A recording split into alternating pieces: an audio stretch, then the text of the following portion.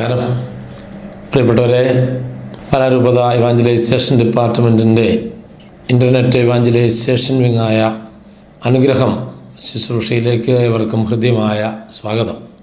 നമ്മുടെ രൂപതയുടെ പ്ലാറ്റിനം ജൂബിലിയിലേക്ക് പ്രവേശിക്കുകയും നമ്മുടെ രൂപതയെ ഉണർത്തുകയും ചെയ്യുന്ന പ്രവർത്തനങ്ങളിലേക്ക് നമ്മൾ ഉൾച്ചേരുകയാണ്. അതുമായി ബന്ധപ്പെട്ട് നമ്മുടെ വിശ്വാസ ജീവിതവും നമ്മുടെ സമൂഹ ജീവിതവുമെല്ലാം മെച്ചപ്പെടുത്തുന്നതിന് ഉതകുന്ന ചിന്തകളിലൂടെ നമ്മൾ കടന്നു പോകുന്നു. സഭാ നവീകരണം എന്ന ഒരു വിഷയമാണ് ഇന്നേ ദിവസം നമ്മൾ ചിന്തിച്ച് ആരംഭിക്കുന്നത്. നമുക്കറിയാവുന്നതുപോലെ കേരള സഭ കഴിഞ്ഞ വർഷങ്ങളിൽ ആചരിച്ച ദിവ്യകാരുണ്യ വർഷം 2022, 2023, ഈ വർഷം നമുക്ക് ആചരിക്കാനായിട്ട് നൽകിയിരിക്കുന്ന യുവജന വർഷം 2023, 2024, അടുത്ത വർഷം നമുക്ക് ആചരിക്കാനായിട്ട് ഒരുക്കിയിരിക്കുന്ന ഇയർ ഓഫ് ഇവാഞ്ചലൈസേഷൻ സുവിശേഷവൽക്കരണ വർഷം. കേരള സഭ 3 റീത്തുകളിലെ പിതാക്കന്മാർ ഒന്നിച്ചിരുന്ന് ഇങ്ങനൊരു കർമ്മ പദ്ധതി തയ്യാറാക്കിയതിൻ്റെ പിന്നിൽ കോവിഡ് അനന്തര ആധ്യാത്മിക മന്ദത നീക്കം ചെയ്യുന്നതിന് വേണ്ടിയും ദൈവമക്കളെ ഉണർത്തുന്നതിന് വേണ്ടിയുമാണ് എന്ന് നമുക്ക് സ്പഷ്ടമാണ്. പാലാരൂപതയിലെ ദൈവജനത്തെ സംബന്ധിച്ചിടത്തോളം അതിനോട് ചേർത്ത് മറ്റൊരു അനുഗ്രഹം കൂടി ഉണ്ട് എന്നുള്ളതാണ് വസ്തുത. കാരണം നമ്മൾ രൂപതയുടെ പ്ലാറ്റിനം ജൂബിലിയിലേക്ക് പ്രവേശിക്കുകയാണ്. കേരള സഭാ നവീകരണത്തിൻ്റെ ചിന്തകളോട് ചേർത്ത് വെച്ച് നമ്മുടെ രൂപതയുടെ നവീകരണത്തിനും ഉണർവിനും പോകുന്ന കർമ്മ പദ്ധതികൾ നമ്മൾ ആവിഷ്കരിക്കുക എന്നുള്ളതാണ് പ്രധാനപ്പെട്ട കാര്യം. നമ്മൾ ഈ സഭയുടെ നവീകരണത്തെക്കുറിച്ച് ചിന്തിക്കുമ്പോൾ ഏറ്റവും അധികമായി നമ്മൾ ചിന്തിച്ച് തുടങ്ങേണ്ടത് കഴിഞ്ഞ വർഷം നമ്മൾ ആചരിച്ച ദിവ്യകാരുണ്യവുമായി ബന്ധപ്പെട്ട ചിന്തകൾ തന്നെയാണ്. അതിൽ നിന്നാണ് നമ്മളുടെ നവീകരണം ആരംഭിക്കേണ്ടത്. വിശുദ്ധനായ ജോൺ പോൾ രണ്ടാമൻ മാർപ്പാപ്പ എഴുതിയ എക്ലേസിയ ദെ യൂക്കറിസ്ത്യ എന്ന അപ്പസ്തോലിക ലേഖനത്തിൽ അദ്ദേഹം വളരെ കൃത്യമായിട്ട് പറഞ്ഞു വയ്ക്കുന്നു, പരിശുദ്ധ കുർബാനയിൽ നിന്ന് സഭ എന്ന് വെച്ചാൽ സഭയുടെ ഒറിജിൻ എന്ന് പറയുന്നത് പരിശുദ്ധ കുർബാനയിൽ നിന്നാണ് എന്നാണ്. വത്തിക്കാൻ കൗൺസിലിൻ്റെ ലുമൻ ജൻസിയം 11 പറയുന്നത് ദിവ്യകാരുണ്യം സഭയുടെ സ്രോതസ്സും പാരമ്യവുമാണെന്നാണ്.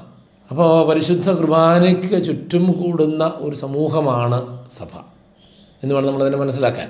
അതുകൊണ്ട് തന്നെ നമ്മുടെ രൂപതയുടെ ഈ ആധ്യാത്മിക ഉണർവിൻ്റെ ഈ ജൂബിലി വർഷത്തിൽ ആദ്യമായിട്ട് തന്നെ നമ്മൾ ഓർക്കേണ്ടത് നമ്മൾ പരിശുദ്ധ കുർബാനയോട് വലിയ അടുപ്പവും സ്നേഹവും അതിൻ്റെ അർപ്പണവും ഉള്ളവരായിട്ട് മാറുക എന്നുള്ളതാണ്. കോവിഡ് കാലഘട്ടം നമുക്ക് സമ്മാനിച്ചത് ആ മേഖലയിലൊക്കെ വലിയ മന്ദതയാണ്. അപ്പോൾ അത് നീക്കി ഊഷ്മളതയോടെ നമുക്ക് ഈ പരിശുദ്ധ കുർബാനയ്ക്ക് ചുറ്റുമിരിക്കാനുള്ള ഒരു തീരുമാനമാണ് സഭാ നവീകരണത്തിൻ്റെ ആദ്യത്തെ ഘട്ടം എന്ന് ഞാൻ പറയും. ക്രൈസ്തവ വിശ്വാസത്തിൻ്റെ കേന്ദ്ര ബിന്ദുവാണ് പരിശുദ്ധ കുർബാന. കൂദാശകളും സഭയുടെ ശുശ്രൂഷകളും പ്രേക്ഷിത ദൗത്യവും വിശുദ്ധ കുർബാനയോട് ബന്ധപ്പെട്ടിരിക്കുന്നു. സഭയുടെ ആധ്യാത്മിക സമ്പത്ത് മുഴുവനും പരിശുദ്ധ കുർബാനയിൽ അടങ്ങിയിരിക്കുന്നു. പരിശുദ്ധ കുർബാന വിശ്വാസത്തിൻ്റെ ആകത്തുകയും സംഗ്രഹവുമാണ്. Catechism of the Catholic Church 1327 നമ്പർ നമ്മളെ ഓർമ്മപ്പെടുത്തുകയാണിത്. പ്രിയമുള്ളവരെ, നമ്മൾ ഈ സഭ നവീകരണത്തിൻ്റെ കുറച്ചുകൂടി കോൺക്രീറ്റ് ആയിട്ട് പറഞ്ഞ് നമ്മുടെ രൂപത നവീകരണത്തിൻ്റെ ഈ ഘട്ടത്തിൽ അതുകൊണ്ട് ഈ പരിശുദ്ധ കുർബാനയോടുള്ള വലിയ അടുപ്പവും സ്നേഹവും നമ്മൾ വളർത്തിയെടുക്കാനായിട്ട് പരിശ്രമിക്കണമെന്ന് നമ്മളെ ഓർമ്മപ്പെടുത്തുകയാണ് നമ്മുടെ സഭാമാതാവ്. ബെനഡിക്റ്റ് 16 മാർപ്പാപ്പയുടെ വാക്കുകളിൽ പറഞ്ഞാൽ പരിശുദ്ധ കുർബാന ആഴത്തിൽ വിശ്വസിക്കേണ്ടതും ഭക്തിയോടുകൂടി പരികർമ്മം ചെയ്യേണ്ടതും തീക്ഷ്ണതയോടുകൂടി ജീവിതത്തിൽ പ്രാവർത്തികമാക്കേണ്ടതുമായ പരിശുദ്ധ രഹസ്യമാണ്. സ്നേഹത്തിൻ്റെ കൂദാശ എന്ന സിനാനന്തര ശ്ലൈഹിക ആഹ്വാനമാണ് അതിൽ നിന്നാണ് പറഞ്ഞിരിക്കുക. അപ്പോൾ ഇവിടെ നമ്മൾ പരിശുദ്ധ കുർബാനയിൽ ആഴപ്പെടുക എന്നുള്ളത് സഭാ മക്കളുടെ വളർച്ചയുടെ ലക്ഷണമായിട്ടാണ് നമ്മളതിനെ കാണേണ്ടത്. നമ്മുടെ ആധ്യാത്മിക വളർച്ചയുടെ ലക്ഷണമായിട്ട് നമ്മളതിനെ കാണേണ്ടത്. കാരണം പരിശുദ്ധ കുർബാനയിൽ നിന്നല്ലാതെ സഭാ സമൂഹത്തിന് നിലനിൽപ്പില്ല.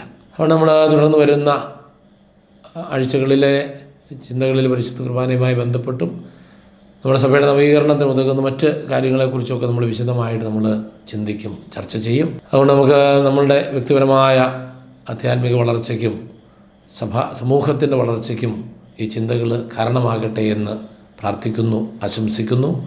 ദൈവം നിങ്ങളെ അനുഗ്രഹിക്കട്ടെ. Thank you very much.